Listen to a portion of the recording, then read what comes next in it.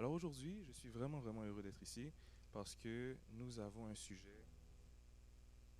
Vous savez qu'on a commencé la série sur l'existence de Dieu et pour moi, j'ai le sujet le plus intéressant et, et je suis très heureux de ce fait. Maintenant, nous allons juste courber la tête rapidement pour que nous puissions invoquer le nom de Dieu pour qu'il puisse venir nous aider pendant ce sujet de discussion. Père éternel, nous voulons te remercier pour qui tu es, pour ce que tu as fait pour nous, pour ta présence dans nos vies. Maintenant, nous allons discuter d'un sujet qui est très intéressant et qui touche beaucoup de personnes concrètement. Alors, Seigneur, fais en sorte que nous puissions te laisser agir et que nous puissions quitter cet endroit mieux que nous sommes arrivés, que nous puissions quitter en comprenant un peu mieux tes plans, tes projets, qui tu es et que, si possible, on puisse même pouvoir le partager avec d'autres personnes en quittant. Alors, merci d'avoir été un Dieu qui se révèle. Permets-nous de te comprendre un peu mieux aujourd'hui sur le nom de ton Fils Jésus-Christ que nous te prions. Amen. Alors, là, aujourd'hui, le sujet, c'est le problème du mal. J'appelle ça la question à 1000 $, la question à 1 million de dollars.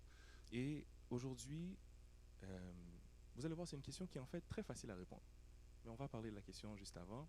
Mais le plus important, c'est que j'ai remarqué en préparant le sujet qu'il y a vraiment deux approches à la même question. L'approche numéro un est une approche un peu plus ouverte, une approche un peu plus sincère, une approche que je dirais qui est un peu plus émotionnelle même. Right? Puis il y a une autre approche qui est un peu moins ouverte, qui est un peu plus fermée, puis qui est juste un peu plus logique et rationnelle. Donc, certaines personnes, pour moi, c'est presque un spectre. Il y a des gens qui tombent purement dans le côté un peu plus ouvert. C'est pas vrai, mais c'est un spectre. Puis il y en a d'autres qui auront besoin d'un peu plus de logique. Puis vous allez voir, ce sont deux extrêmes. Il y en a une qui est un peu plus une question et l'autre un peu plus une déclaration. C'est comme ça que je le vois. Alors, le problème du mal vient de deux manières. Et comment on décrit ça? Voici la première façon. On va toucher la première façon d'abord et la deuxième après. Donc, la passion un peu plus ouverte, l'approche un peu plus ouverte, l'approche un peu plus émotionnelle. Et cette question est un peu plus sincère, right? Il y a beaucoup de gens qui se posent des questions, cette question spécifiquement. Si le Dieu chrétien existe, pourquoi est-ce que le mal existe aussi? Et techniquement, cette série, chaque message nous rapproche un peu plus du Dieu chrétien. Donc, il y aura un peu de divulgachi, ça c'est le mot spécial. C'est un peu de spoiler alert euh, par rapport au prochain sujet, qu'on le veuille ou non. Mais vous allez voir qu'on n'a pas le choix d'un peu parler du Dieu chrétien, parce que c'est de ça qu'on parle. Maintenant, le Dieu chrétien, c'est quel genre de Dieu? C'est un Dieu qui est, je vais le mettre entre guillemets, omni. On n'arrête pas de parler du Dieu omni, right? Il est omniscient, omnipotent, et au dernier sermon, on a appris qu'il est omnibénévolent. Omnibénévolent, ça veut dire quoi? Il est tout bon. Il est bon. 100%. Il est le plus bon possible et il ne veut que du bien. Pas vrai? Donc, il est omni. Maintenant, comment est-ce que tu me dis qu'un Dieu omniscient, donc il comprend tout, il sait tout, un Dieu omnipotent qui peut tout faire, et un Dieu qui veut faire du bien, permettre que j'ai mal, permettre qu'il y ait du mal autour de moi, permettre que mon voisin ait mal, permettre que mon pays aille mal, permettre qu'il y ait des viols, permettre qu'il y ait des meurtres, permettre qu'il y ait des tsunamis, permettre qu'il y ait des catastrophes naturelles? Comment se fait-il? Et vous allez voir qu'il y a aussi, souvent, on a l'impression qu'il y a une sorte de... que le mal égale souffrance. Ce n'est pas exactement la même chose, mais la question ouverte touche beaucoup à la souffrance. Pourquoi est-ce qu'on souffre si Dieu est amour? Continuons. Maintenant, ce que j'aime, c'est que la réponse est hyper simple. Et vous allez remarquer, c'est quelque chose que les gens ont discuté depuis longtemps, mais très récemment, tous les grands experts, toutes les personnes qui s'y connaissent réellement et qui sont sincères vont vous donner la même réponse, qui est on n'a pas la réponse exacte. On n'a pas la raison exacte. Pourquoi est-ce que nous souffrons autant? Par contre, ce qu'on a, qui est très utile, et je sais que ça a presque l'air de faire mal si on vient puis je te dis j'ai pas la réponse, il y a quelque chose de très utile aussi que nous avons. On a les raisons qui ne s'appliquent pas à la souffrance. Donc, il y a la raison qui ne s'applique pas. Donc, j'ai peut-être pas la raison exacte parce que je ne peux pas lire les pensées de Dieu. Mais j'en sais assez pour savoir quelle raison ne s'applique pas. Et vous allez me dire, ouais, mais moi, je m'en fiche de la raison qui ne s'applique pas. Moi, je veux savoir pourquoi est-ce que je souffre. c'est pas vrai qu'on s'en fiche. Je vais vous donner un petit exemple rapide. Imaginez le jeune junior, 17 ans, qui vient à la maison et avec ses frères, pas vrai? Et là, il appelle son père. Papy, qui est au travail. Papy, sur l'autre rue, Jacques, le grand frère de Jacques organise une fête. Et j'aimerais aller à la fête du grand frère de Jacques. Est-ce qu'on peut y aller? Nous trois, on veut y aller parce qu'on est trois frères à la maison. Et qu'est-ce que le père répond? Mon père dit, non, non, désolé, tu ne peux pas y aller. Là, je suis comme, mais comment ça? Tu le connais, c'est une bonne personne, c'est une bonne famille, vous le respectez. Pourquoi on ne peut pas y aller? Écoute, Junior, je suis au travail, je ne peux pas te répondre tout de suite, on parlera plus tard. Oui, mais c'est maintenant la fête, on parlera plus tard, je ne suis même pas supposé être au téléphone. Et il raccroche. Qu'est-ce qui se passe? Je suis définitivement frustré. Mes deux frères aussi sont sûrement très frustrés. On ne va pas être frustrés au même niveau, mais pourquoi est-ce que j'ai raconté cette histoire? C'est pour dire que les raisons qui ne s'appliquent pas sont tout aussi importantes que la raison qui s'applique. Parce que les raisons qui ne s'appliquent pas, je sais que c'est impossible que la raison pour laquelle mon père ne veut pas que j'y aille, c'est parce que il est cruel et il ne veut pas que je m'amuse. Il me déteste, il veut que j'ai la vie la plus misérable. Vous comprenez? Donc, déjà là, je sais que ça ne peut pas être ça. Et ça aide. Ça ne peut pas être qu'il voulait me punir pour quelque chose qu'il ne m'a même pas dit. Parce qu'habituellement, il me l'aurait dit, parce que je le connais. Ça ne peut pas être, je ne sais pas, ça peut pas être... Il y a plusieurs choses qui ne peuvent pas s'appliquer et c'est pour ça qu'il est important de le voir. Ce n'est pas un manque d'amour. Ce n'est pas parce que mon père ne m'aime pas, ce n'est pas parce que mon père se fiche de ma vie et de comment je vais.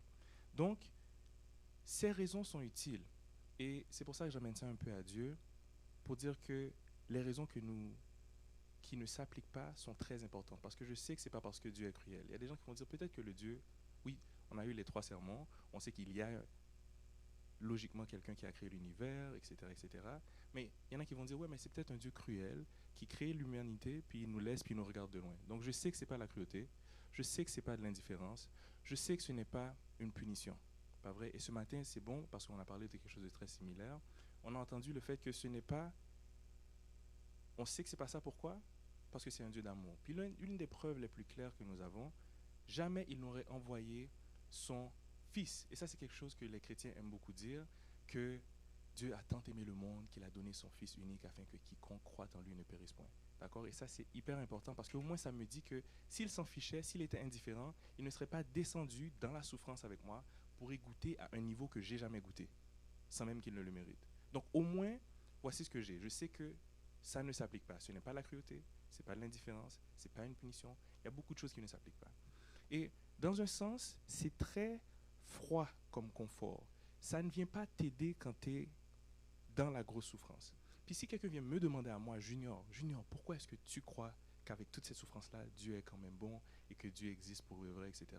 C'est beaucoup plus facile pour moi de répondre, soyons honnêtes, parce qu'il y a certains coups que je n'ai pas pris. Pas vrai?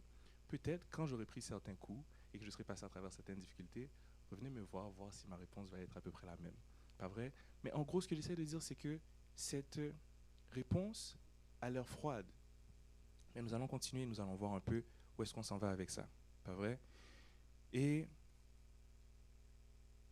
le prochain point maintenant, parce que là, maintenant qu'on a touché ceci, juste avant de passer au prochain point qui est un peu plus logique, j'ai parlé de mon père, pas vrai, que j'ai appelé au téléphone, qui m'a dit que je ne peux pas aller à la fête. La bonne chose, c'est que, sachant que ce n'est pas parce qu'il est méchant, sachant que ce n'est pas parce qu'il est cruel, je peux être plus ou moins calme. Il y a des limites d'émotion ou de désespoir que je ne vais jamais atteindre. Et c'est ce qui est bon avec la chrétienté. C'est l'une des bonnes choses avec la chrétienté. C'est qu'il y a des... Puisque je sais que Dieu est amour et qu'il m'aime, et que je sais que ce n'est pas parce qu'il est cruel et pas parce qu'il est indifférent, et qu'il a des raisons que peut-être je ne peux pas comprendre pour l'instant, je ne vais pas, par exemple, aller jusqu'à certains extrêmes.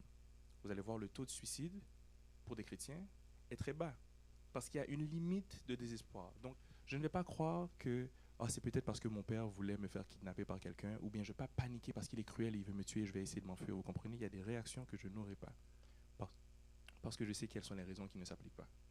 Passons maintenant au point un peu plus logique, un peu plus intellectuel, qui touche aussi le point émotionnel, parce qu'on le veuille ou non, les deux se chevauchent.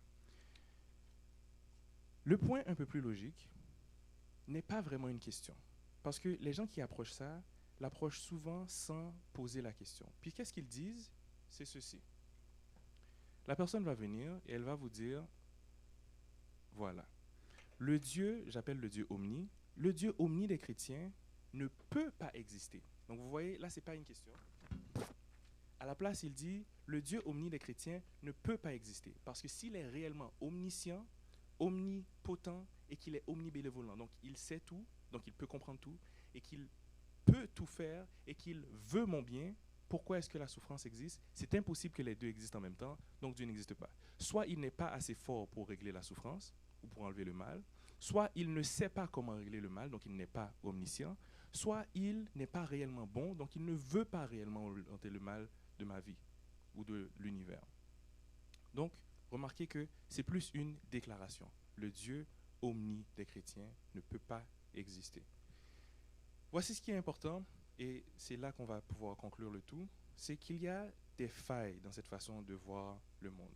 Il y a des failles dans cette déclaration, il y a des failles, et c'est la faille qui va être importante aujourd'hui pour nous aujourd'hui. Alors la première faille, il y en a deux que je vais toucher aujourd'hui. Une grande, grande faille. La première faille, c'est le fait que c'est comme si on dit, Dieu, s'il est le Dieu qu'on dit qu'il est, il aurait pu créer ce même univers que nous avons en ce moment, là où nous vivons, avec le même type de créatures qui sont dans cet univers-là, mais sans le mal.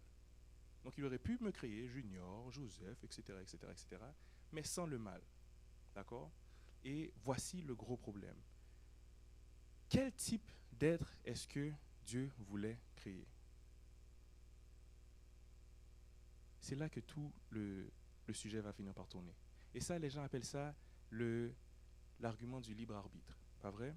Et vous avez sûrement déjà entendu ce terme, mais aujourd'hui, je vais y toucher légèrement différemment. Je veux qu'on réfléchisse à quel type d'être est-ce que Dieu veut créer. Moi, je vois Dieu comme un artiste. D'accord? Puis, disons un peintre ou un dessinateur, les meilleurs peintres et les meilleurs dessinateurs créent les peintures les plus réalistes possibles. Donc, si moi, je suis un peintre et que je veux peindre William, ou que je veux peindre n'importe qui ici, plus c'est beau, en fait, plus ça ressemble, mieux c'est, pas vrai? Maintenant, Dieu voulait créer des créatures qui lui ressemblent. Je ne vais pas parler de la Bible parce qu'on n'a pas encore touché à la Bible. Mais Dieu voulant créer des créatures qui lui ressemblent, ça voudrait dire des créatures qui sont intelligentes, un, des créatures qui sont aussi libres. Intelligentes et libres sont très importantes. Il y a d'autres aspects. Il voulait aussi des créatures qui peuvent aimer, et il veut des créatures avec qui il peut avoir une relation. Je reprends. Des créatures intelligentes, des créatures qui sont libres, des créatures qui peuvent l'aimer, qu'il peut aimer et qui vont vouloir une relation avec lui. Ça, c'est un gros, gros point. Maintenant, si on a ces créatures libres, il y a un dernier point que j'ai oublié d'ajouter. C'est quoi? Il y a un dernier point important. À votre avis, quel genre de créature est-ce que Dieu veut? Intelligente, libre? Le sermon passé, la prédication passée, c'était quoi? Oui, on peut créer aussi, même qu'on peut procréer, on peut même créer de la vie. D'ailleurs, il y a des gens qui pensent qu'il y a d'autres êtres qui existent, qui sont jaloux des humains parce que les humains peuvent procréer. On ne va pas rentrer là-dedans. Quelle autre chose? Je fais référence, par exemple, au sujet qui est venu juste avant moi. Il voulait des êtres qui sont moraux. Des êtres moraux, ça veut dire quoi? C'est des êtres qui choisissent de faire le bien. En passant, tu n'es pas moral si tu n'as pas le choix de faire le bien. Et c'est ça le gros sujet, c'est ça le gros argument. C'est qu'en réalité, si y a les gens qui disent un lapin, j'ai un philosophe, pas philosophe vraiment, qui dit qu'un lapin ne peut pas être vertueux, right? Parce qu'un lapin n'est pas agressif de toute façon. Il ne choisit pas de ne pas être méchant, c'est juste un lapin, il est doux et il est calme et il se cache, et c'est tout. Si un loup rentre dans la salle et il ne me mange pas, là c'est différent. Et qu'il décide de ne pas le manger, là c'est un loup vertueux. Vous comprenez? Maintenant, si on veut des êtres qui sont intelligents, qui sont moraux, ça veut dire qu'ils peuvent choisir de faire le bien parce qu'on est un Dieu qui a créé un univers qui est bien, qui est bon et qui est plein de bonté, plein de bonnes choses. Right? Si on veut un être intelligent qui va choisir de faire le bien, pas qui va être obligé de faire le bien, mais qui va choisir de faire le bien, ça veut dire qu'il peut choisir de ne pas faire le bien. Je n'ai même pas dit de faire le mal. C'est qu'il peut choisir de ne pas faire le bien. J'ai une amie qui n'est pas là aujourd'hui. Elle vient habituellement avec un petit jouet qu'on appelle Slush, d'accord? Et en gros, Slush, c'est un petit phoque en peluche, pas vrai? Puis là, j'avais une belle image. Mais imaginez que Slush est là, ou bien qu'un poussin vient. Slush est sur l'estrade ici, sur mon petit podium, sur mon petit lutrin, et que Slush est vivant et qu'il marche et qu'il va tomber. En tant qu'un être moral, libre et intelligent, je vois que Slush va tomber. Si je suis créé d'une manière à ce que je ne peux que faire le bien, dès qu'il va tomber, je vais l'attraper. Vous comprenez? Mais puisque je suis libre, je décide de l'attraper ou pas. Peut-être que ma main tient le micro. En tant qu'être libre, je peux dire je laisse tomber le micro et j'attrape Slush pour pas que Slush se fasse mal. Quel est le gros point qu'on vient emmener ici? C'est qu'il y a des conséquences naturelles qui viennent avec la possibilité de choisir. Ça, c'est un. Il y a le risque de choisir le mal, mais il y a aussi le fait que lorsque je choisis le mal, mes choix peuvent avoir des conséquences sur d'autres personnes et d'autres êtres vivants aussi. Le fait de ne pas avoir attrapé Slush, j'ai fait mal à Slush parce que j'étais en mesure de lui empêcher d'avoir mal. Pas vrai? Donc, mon choix a eu un impact sur sa vie. Donc, on peut appliquer ça maintenant partout. Le fait que je peux décider de donner mon menton à un sans-abri et que je ne lui donne pas, et que le sans-abri meurt, disons parce qu'il faisait froid, j'ai causé plus de mal. Le fait que je suis un multimilliardaire et que dans mon pays, il y a des gens qui souffrent et qui ont faim et que je ne leur donne pas de nourriture, wow, je contribue à leur souffrance. On continue. Voici le problème. C'est que si on veut dire que Dieu aurait pu créer des êtres qui sont libres, mais qui ne choisissent que le bien, ce qu'on fait, c'est qu'on vient de créer une sorte de contradiction, puis on exige que Dieu fasse quelque chose de contradictoire. Et puis là, les gens, il y en a qui vont dire, ouais, mais là, ça veut dire que ton Dieu, il n'est pas omnipotent pour de vrai. Parce qu'en réalité, s'il le voulait, il aurait pu créer des êtres qui sont libres, mais qui ne font que choisir cela.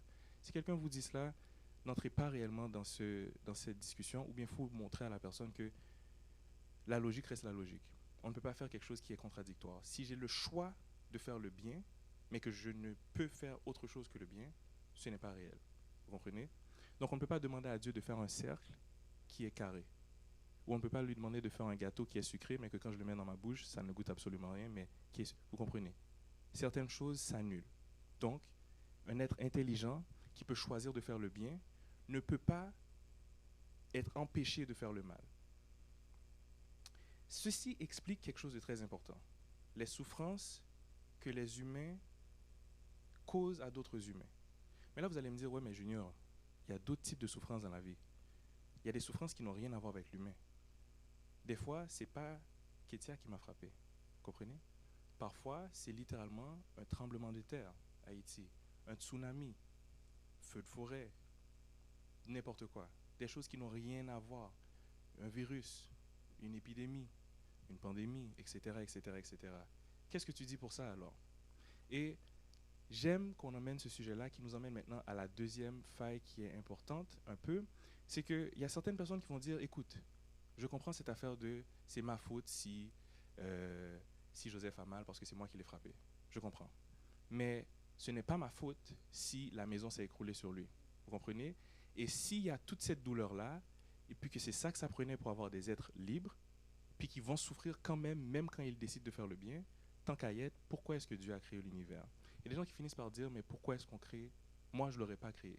Ça ne vaut pas la peine, il y a trop de souffrance.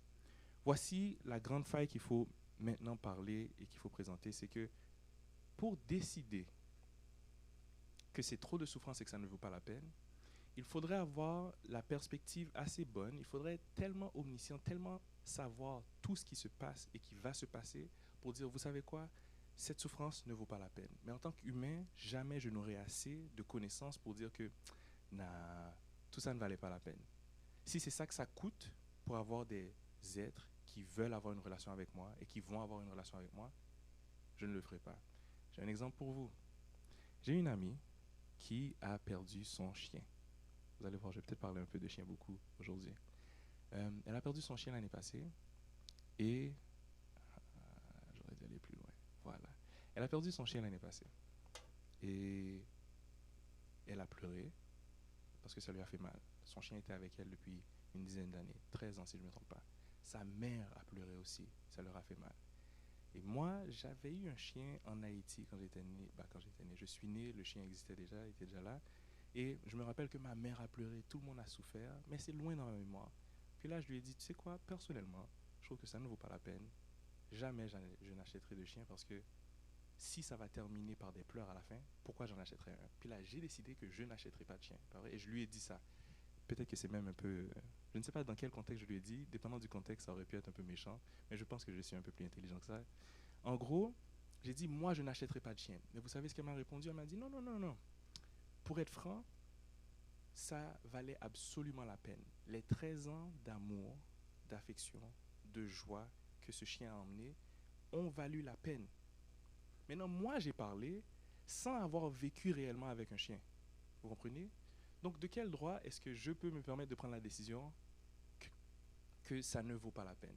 Plus loin encore, elle a même acheté 2 chiens après avoir perdu son chien, juste pour vous montrer à quel point ça vaut la peine, mais que quelqu'un qui est à l'extérieur, qui n'a pas su c'était quoi ces 13 ans d'amour que ce chien a emmené, ne pourrait pas réellement prendre la décision. Maintenant, j'emmène ce même parallèle pour nous, en tant qu'humains. C'est comme si on regardait Dieu. Il y en a qui regardent Dieu et qui disent, nah, je vois toute la souffrance qui est venue avec ça, et je décide que ça ne vaudrait pas la peine qu'il y ait des êtres humains sur la terre, que ça ne vaudrait pas la peine avec toute cette souffrance-là. Ça, c'est l'une des grandes failles qui viennent avec ce point-là. D'accord? Là, je vous ai dit que mon ami a acheté 2 chiens en plus. Mais, ça nous emmène en fait à notre deuxième argument. Pas vrai? Après la faille. Le deuxième argument, c'est un argument très simple. La théodicée. Pour ceux qui veulent aller faire des recherches, la théodicée. Et cet argument veut simplement dire que Dieu, le Dieu omni, donc omniscient, qui sait tout, omnipotent, qui peut tout faire, et omnibénévolent, un Dieu comme ça créerait le meilleur monde possible, naturellement. Et au pire des cas, même si on n'a pas l'impression que c'est le meilleur monde possible, c'est la meilleure situation qui nous emmènera au meilleur résultat possible ou bien à la meilleure situation possible. Et juste pour vous donner encore un peu plus pour que vous compreniez, il y a une petite illustration qui est très populaire que vous avez peut-être même déjà entendue. C'est l'illustration du vieux fermier chinois dont le cheval s'est enfui. Donc il est très très vieux. Son cheval s'est enfui. Puis là, ses voisins, ses amis viennent le voir et disent « Oh, wow, c'est tellement dommage, ton cheval s'est enfui. » Puis lui, qu'est-ce qu'il répond? Il dit « On verra. On verra. » Ok, ils s'en vont. Le lendemain matin, le cheval revient avec 3 chevaux qui l'ont suivi. Fait que là, les gens sont comme « What? Hey, mais c'est génial! Ton cheval est revenu, t'en as 3 maintenant, donc t'en as 4. Mais c'est fou. » Puis lui, il a dit « On verra. » Les gens regardent. Comment on verra? Ok. Le lendemain, son fils doit l'aider à dompter les nouveaux chevaux et son fils se brise la jambe parce que l'un des chevaux lui fait mal. Fait là maintenant, les voisins reviennent et disent ah, puis c'est une blessure intense, donc ça va prendre des mois à guérir. Ils viennent dire c'est vraiment dommage hein, pour ton fils. Puis là, il a dit on verra. Puis là, le lendemain, devinez quoi? Les responsables de l'armée sont venus chez lui, ont frappé à sa porte pour passer dans le village parce qu'ils vont faire de la circonscription, ils vont enrôler tous les jeunes hommes d'âge militaire. Puis là, qu'est-ce qui se passe? Le pied, la jambe de son fils est cassée, donc le fils ne peut pas être enrôlé de force dans l'armée. Alors là, les gens sont venus, il y en a qui ont sûrement perdu leur propre fils parce que leurs fils ont dû partir à l'armée, puis ils viennent le voir, mais man, t'es tellement chanceux, ton fils est encore là. J'exagère, d'accord? Désolé, il fallait que je mette un peu... Je suis acteur, vous comprenez? Alors là, il vient, et ils viennent lui dire, mais t'es super chanceux. Toi, ton fils reste à la maison. Et qu'est-ce qu'il dit? On verra. Vous comprenez? Le but de cette histoire, c'est simplement de voir que sans la perspective complète, on ne sait jamais qu'est-ce qui va emmener quelque chose de bien ou de mal. Puis les humains n'ont pas la perspective complète. Il y a beaucoup de situations, quelqu'un qui gagne la loterie, puis finalement, on vient le cambrioler et il meurt parce qu'il a gagné la loterie. Donc on peut dire, ah, t'es chanceux, t'as gagné, mais il est mort finalement. Ou bien des situations où c'est de la douleur qui finalement emmène quelque chose de bien. Donc puisqu'on ne peut pas avoir l'image parfaite et l'image complète, en tant qu'humain, on est obligé de fermer sa bouche, c'est un terme un peu créole, et admettre et accepter ce point simple. C'est que si le Dieu qui est omniscient, omnipotent et omnibénévolent crée un monde, il créerait le meilleur monde, la meilleure situation possible, qui, au pire des cas, même si ça a l'air difficile dans une certaine situation, nous emmène vers le meilleur résultat. Parce que nous n'avons pas la perspective totale. Maintenant, les deux arguments que nous venons de voir sont très importants. Simplement parce que ça nous permet de concilier deux idées importantes. Ça nous permet de voir que le Dieu omni des chrétiens, désolé si j'arrête pas de dire le Dieu omni, je ne veux juste pas répéter omniscient, omnipotent, omnibénévolent, que ce Dieu-là peut exister en même temps que le mal.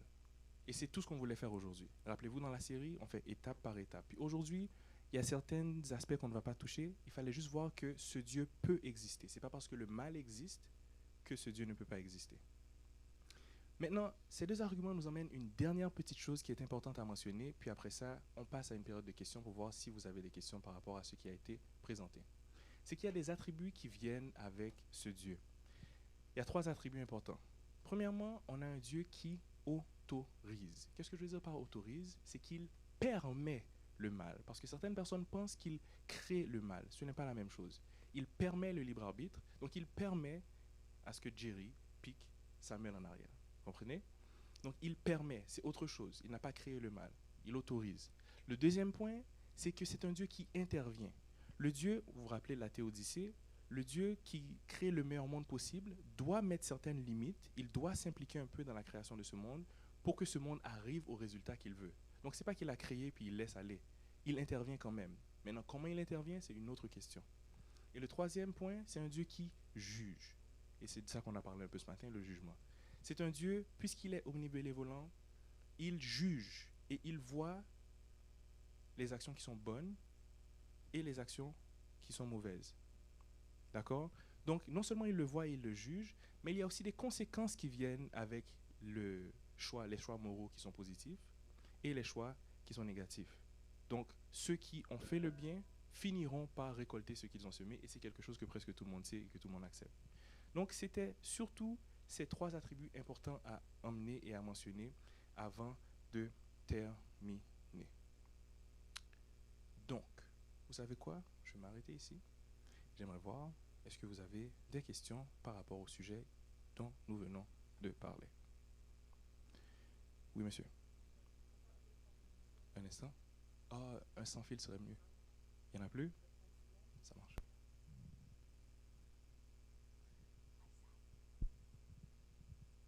Dans le fond, est-ce qu'on a la réponse qu'on a pour la question par rapport à les désastres, les catastrophes naturelles, etc., la meilleure réponse qu'on a, c'est comme la réponse de Job où on n'a pas la perspective pour comprendre pourquoi ce genre de choses arrivent. Mais il n'y a pas une autre réponse plus immédiate ou plus comme accessible pour notre période de compréhension temporelle qu'on a actuellement. Il n'y en a pas une qu'on a à offrir à des athées.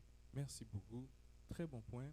Et pour être honnête, il faut voir que le sujet dont on vient de parler est beaucoup plus profond que ceux qu'on a touchés.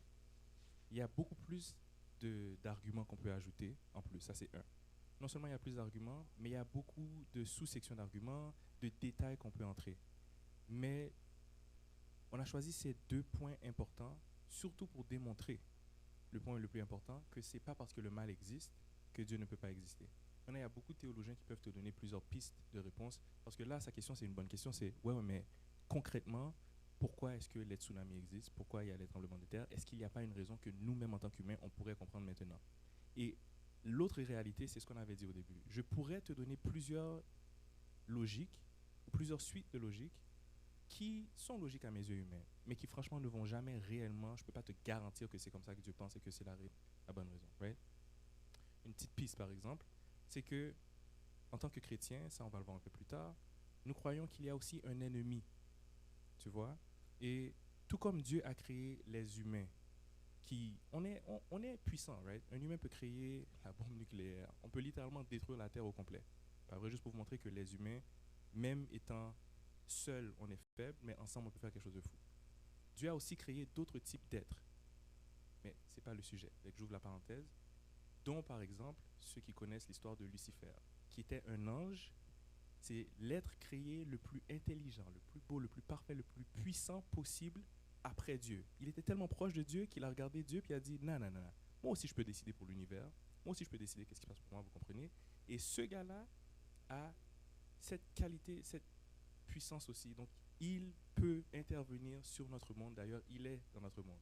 Là, il y a d'autres questions qui peuvent venir avec ça. Pourquoi est-ce qu'il est venu, etc., etc. Mais en gros, il y a d'autres raisons qui peuvent être discutées. Mais au final, on n'aura jamais une réponse hyper claire tant qu'on n'aura pas parlé avec le Dieu directement. Tu peux chercher aussi sur Internet s'il le faut. J'ai vu une autre main tout à l'heure. Oui, monsieur. Concernant le monsieur, on verra. On verra. Je me demandais si ça faisait pas lui en même temps garder cette attitude peut pas rendre de lui quelqu'un d'ingrat, comme on dit en anglais, unthankful. Est-ce que ça ferait de lui quelqu'un d'ingrat? Je dis par exemple, admettons, il n'a pas de quoi manger, il n'y a aucune nourriture chez lui. Et là, il dit, on verra. Là, quelqu'un lui donne de la nourriture. Et là, oh, il a de quoi manger pour aujourd'hui. Et là, au lieu de dire merci, on verra. On verra. Il est célibataire, il n'y a aucune femme. Et après ça, oh, là, il en trouve une. Et là, il se marie avec cette personne. Après, on lui dit quoi? Ah, t'es chanceux, maintenant, t'as une femme. T'es pas content? On verra. Tu vois, c'est comme... Est-ce que tu vas avoir des enfants? On verra. Tu vois, c'est comme... Est-ce que ça va pas faire de lui quelqu'un... quelqu'un d'ingrat, je veux dire? J'aime beaucoup la question. C'est une bonne question, mais ce que j'aimerais emmener, c'est de vous rappeler que les illustrations qu'on emmène sont des illustrations qui vont être limitées, qu'on le veuille ou non, et qui sont là pour présenter une idée, pas vrai? Que cette façon de penser est utile. Mais c'est vrai que si tu prends cette façon de penser à l'extrême, tu seras jamais heureux. Peu importe ce qui arrive de bon, tu vas juste être comme, bah, je sais pas si c'est bon pour de vrai, puis tu ne pourras jamais réellement vivre. Mais c'est un très bon point. Ça n'empêche pas à la personne de dire merci, parce qu'à la fin, ton dernier exemple, c'est juste méchant, là. Donc, on lui emmène à manger, puis au lieu de dire merci, il va faire, on verra, peut-être que tu es venu m'empoisonner, tu comprends? Donc, merci pour la question. Mais rappelez-vous, les exemples étaient là pour un point spécifique, qui était que nous avons une perspective limitée. On a une perspective limitée et Dieu, le Dieu omniscient, a la vraie perspective, puis c'est seul lui qui peut avoir ce genre de prendre la décision. Oui, ça vaut la peine, ou non, ça ne vaut pas la peine. Y a-t-il d'autres questions? Ou des questions que vous pensez que certaines personnes pourraient vous poser? Parce que c'est pas vrai que ce que je viens de présenter était assez complet. Est-ce que c'est satisfaisant pour vous? Il y a le mal dans l'univers. Merci beaucoup. Oui. Un petit peu une question qui va essayer de répondre la question qui a été posée par le frère là-bas. Dans le fond, ce que je comprends, c'est que les catastrophes naturelles, tout ce qui se passe présentement, là, tout ce qui est négatif, tout ce qui est le mal, c'est une conséquence directe de nos choix. Parce que si on remonte à la création, qu'est-ce qui s'est passé? Ève a mangé le fruit, elle a donné à son mari, puis Dieu avait dit spécifiquement dans Genèse, le jour où vous en mangerez, vous mourrez. Fait que dès qu'ils ont mangé le fruit, c'est pas qu'ils allaient mourir directement, c'est que si on regarde qu'est-ce qui se passe dans la nature, au moment où le péché est arrivé, les fleurs ont commencé à mourir. Ces choses-là n'existaient pas avant. Fait que quand tu dis que le Dieu qu'on sert, c'est un Dieu de théodicité, c'est ça, théodicité le mot? La théodicée, qui a créé le meilleur monde. Fait qu'il a créé le monde parfait. L'Éden était parfait. La mort n'existait pas, les plantes ne mouraient pas, il n'y avait pas de catastrophe naturelle. Au moment où l'être humain, qui est un être créé avec le sens, avec les choix, avec la capacité de prendre des décisions, Dieu nous a créés avec cette capacité parce que Dieu est amour. Puis, pour ceux qui ont déjà vécu une relation amoureuse, l'amour, c'est pas je t'impose de m'aimer. L'amour, c'est que je choisis de t'aimer. Fait que Dieu est amour. Dieu voulait des êtres qui l'aiment, mais sincèrement de cœur. Donc, il a fallu qu'il crée des êtres pourvus de sens. Et donc, quand ces êtres-là ont décidé de prendre leurs propres décisions et de pécher, ils ont amené l'élément mortel à la création. Et ça répond au fait que quand on regarde dans Matthieu, puis je n'ai pas la référence parfaite, Jésus qui vient décrit la fin des temps comme étant comparable à une femme qui va accoucher. Pour l'avoir vécu 2 fois, là, une femme qui accouche, là, qu'est-ce qui arrive? C'est qu'au début, les souffrances commencent petit à petit. On pense qu'on est capable de passer au travers. Ça commence, puis tu penses que tu es correct. Puis là, ça va plus vite. Puis Puis là, les contractions sont plus rapprochées. Puis les souffrances sont plus intenses. Puis là, tu commences à douter de ta capacité de mettre au monde. Et c'est là que les gens vont essayer de t'influencer, te donner comment on appelle ça, l'épidurale et tout. Jésus compare la fin des temps comme une femme qui va accoucher. Birthing pains. Fait que qu'est-ce qui se passe en ce moment, c'est qu'on voit la fréquencité des catastrophes naturelles augmenter. La fréquence, excusez. Des catastrophes naturelles augmenter. Fait que les tremblements de terre ont toujours été là. Ce qu'on voit présentement, c'est que ça arrive tout le temps. Les tsunamis plus intenses. Maintenant, même au Québec, on a des tremblements de terre là, maintenant. On n'en avait pas avant. Fait que ça fait juste montrer que Jésus avait raison, que Jésus revient, puis que c'est toutes des conséquences de nos choix. Pour l'amener à un athée, là, puis tu sais, ce genre de questions-là, c'est vrai que c'est difficile de l'expliquer sans utiliser la Bible. Mais moi, personnellement, je pense que ça prend quasiment une étude biblique avec la personne. Pour lui faire comprendre que, oui, nous avons été créés des êtres pourvus de sens, premièrement, puis qu'on a été créés avec un but aussi. Parce que pourquoi, il faut se poser la question, pourquoi Dieu a créé l'humain? Tu sais, je vais ajouter quelque chose sur ce que tu dis. Fait que c'est là que je parle. Là. Permets-moi d'ajouter, pas vrai? Parce que, en fait, c'est un peu comme j'ai dit un peu au début, qu'il y a certains points que je ne veux pas toucher, certains aspects de réponse, merci en fait de lui avoir emmené, que je ne veux pas emmener parce que c'est hors de mon sujet, dans un sens, right? Je vais toucher un peu, frôler un peu, puis avancer. Mais tu vois, il y a des gens qui auraient dit, ouais, mais c'est un peu injuste, et de toute manière, la nature était correcte, la nature était parfaite, c'est l'humain qui a péché. Pourquoi est-ce que tout à coup maintenant il y a des tremblements de terre? Est-ce que vraiment c'est logique? La réponse froide. Je ne saurai jamais à 100% comment le Dieu infini pense, parce que je suis limité, pas vrai? Mais là, je vais toucher un peu à la Bible. Donc, pour ceux qui voient que je touche à la Bible, spoiler alert, bouchez vos oreilles parce qu'il y aura un autre sujet, right? Mais par exemple, tu as mentionné qu'après Adam et Ève qui est péché, etc., il y a eu des conséquences. Puis, les douleurs d'enfantement, c'était l'une des conséquences. Le fait d'avoir à travailler fort dans la terre, c'était une autre conséquence. Mais je ne vais pas rester là en fait parce que, encore une fois, je me limite à mon sujet. Y a-t-il d'autres questions? Il y a quelque chose d'autre que tu avais dit à la fin qui m'a fait penser à quelque chose d'important, mais ça m'échappe. Y a-t-il d'autres questions? Parce que moi, la grosse question que j'ai pour vous, c'est est-ce que vous sentez que ce que je viens de dire est suffisant pour les deux questions que nous avons posées au début? Il y en a une qui est un peu plus question et l'autre est un peu plus déclaration. Est-ce que c'est suffisant d'aller dire à quelqu'un, écoute, tu demandes pourquoi est-ce que il y a la souffrance et il y a le mal, même si le Dieu chrétien existe, le Dieu omniscient, omnipotent, omnibénévolent existe. Est-ce que vous êtes satisfait avec ça? Est-ce que vous pensez que vos amis seraient satisfaits avec ce que je viens de vous donner? Ça, c'est ma grosse question à vous. Vas-y.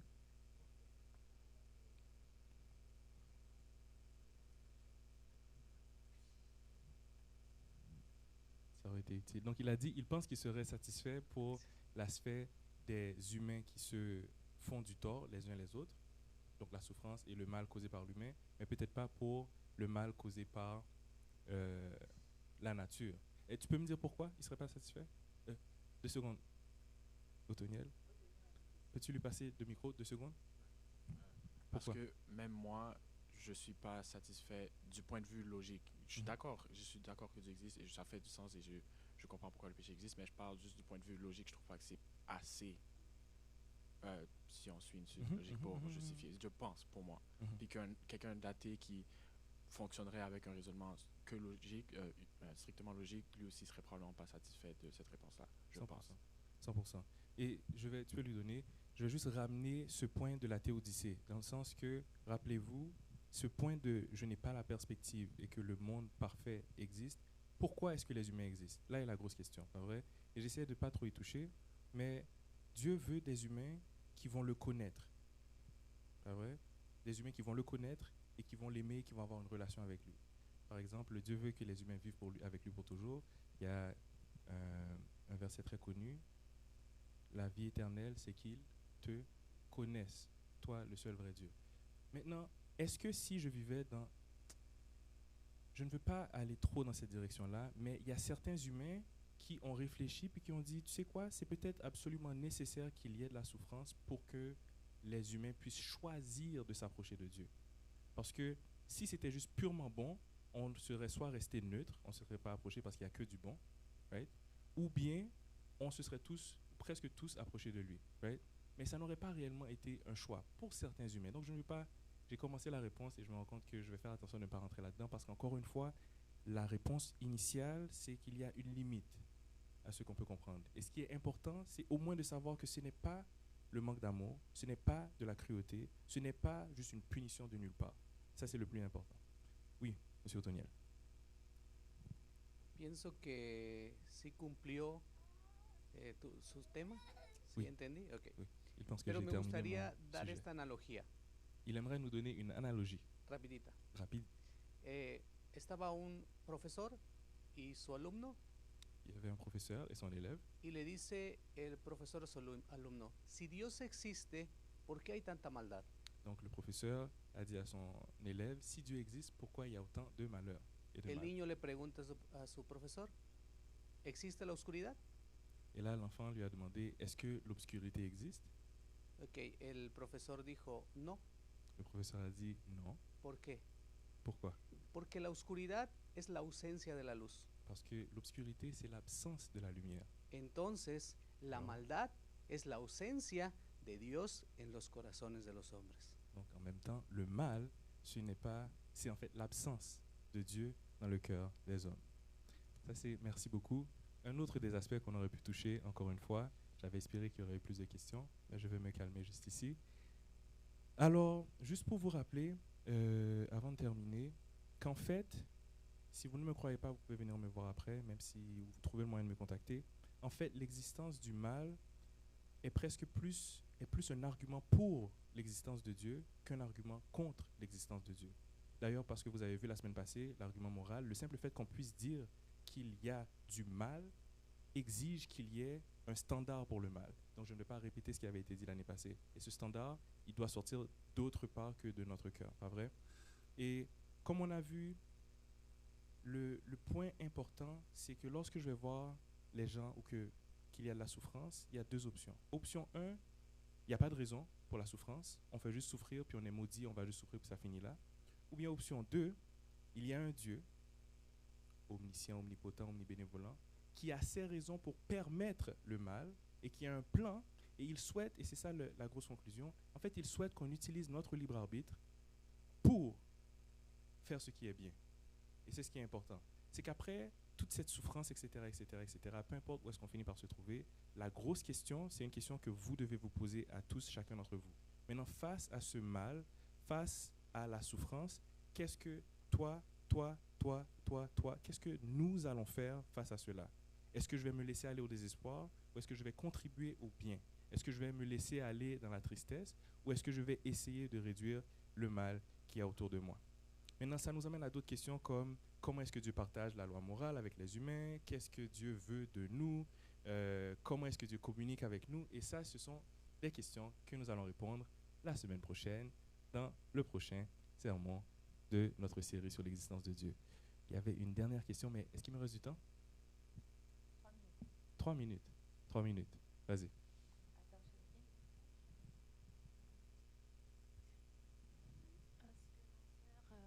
A voulu nous apporter. Dieu nous a créés à son image et il nous a donné la domination sur la terre. Et nous savons bien que ce que Dieu donne, il le donne, point final. Il n'a pas ôté la puissance de Satan après sa chute. Il n'enlèvera pas notre volonté non plus. Donc, puisque nous sommes créés à son image, nous avons la domination sur la terre. Donc, le sort de la terre est entre les mains de l'homme. Lui, il est là pour interagir, pour amortir les chocs des innocents. Donc, c'est ce point-là que je voulais apporter. Merci beaucoup pour le point additionnel. Donc, je vous laisse tout le monde. Merci encore une fois et à la semaine prochaine.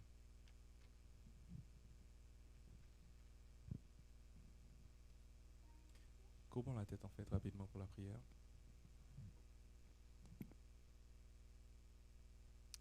Père éternel, nous te faisons confiance. Nous sommes venus ici aujourd'hui avec un sujet très simple, un sujet qui nous touche tous. Nous avons vu nous avons constaté qu'il y a le mal. Nous avons même goûté au mal. Il y a la souffrance. Et souvent, on peut se poser la question, si tu existes, pourquoi est-ce que ce mal est là?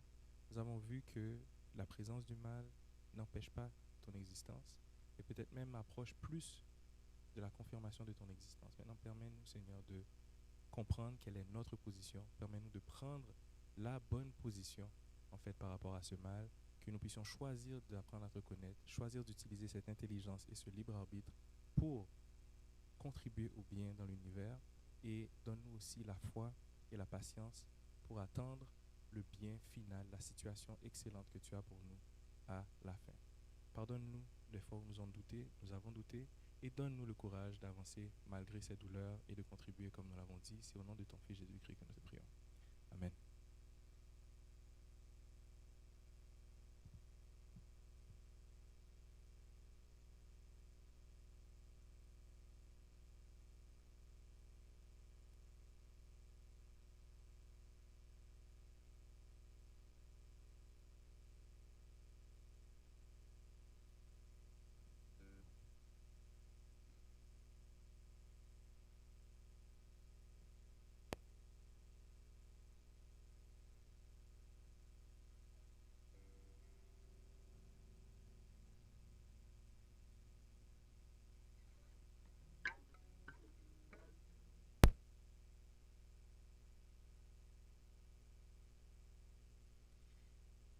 Nous allons entonner le dernier chant, la suite de Marcher en ta présence. Ainsi devant ta face, conduis-nous chaque jour, Seigneur.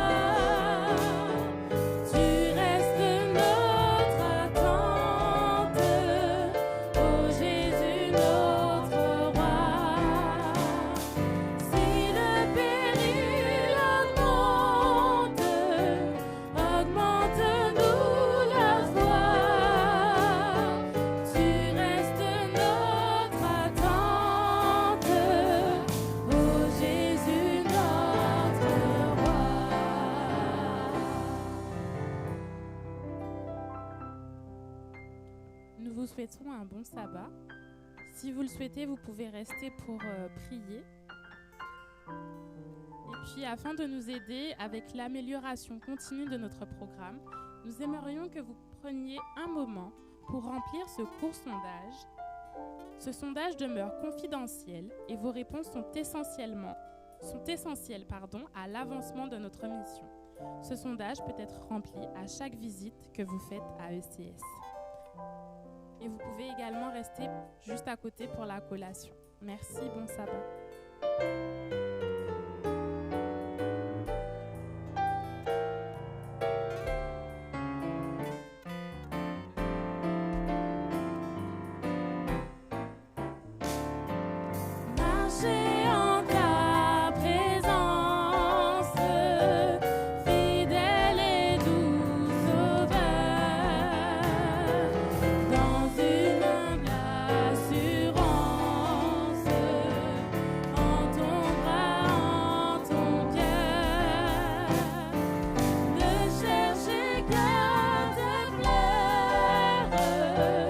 Dans tout ce que l'on fait.